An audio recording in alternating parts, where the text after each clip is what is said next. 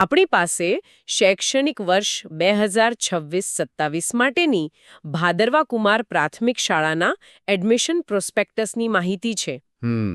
દેખીતી રીતે આ માત્ર એક શાળાની જાહેરાત છે, પણ ખરેખર તે ભવિષ્યના સમાજ અને અર્થવ્યવસ્થાનો એક આખો નકશો છે. આ બાબત ખૂબ જ રસપ્રદ છે, કારણ કે જ્યારે આપણે આવા એડમિશન પ્રોસ્પેક્ટ્સ જોઈએ છીએ ને ત્યારે આપણે માત્ર તેમાં લખેલી માહિતી જ વાંચીએ છીએ. હા, જેમ કે વર્ગખંડો કેવા છે. હા, વર્ગખંડો કેવા છે, ફી કેટલી છે, બસ એટલું જ. પણ જો આ દસ્તાવેજનું આપણે ઊંડાણપૂર્વક વિશ્લેષણ કરીએ તો તે આપણને એ દર્શાવે છે કે એક સમાજ તરીકે આપણે આવનારી પેઢી પાસેથી શું અપેક્ષા રાખી રહ્યા છીએ. બરાબર. એટલે આ માત્ર એક શાળામાં પ્રવેશની વાત નથી રહી હવે. આ એક આધુનિક માળખામાં બાળકના માનસિક અને સામાજિક ઘડતરની શરૂઆતની વાત છે. સાચી વાત.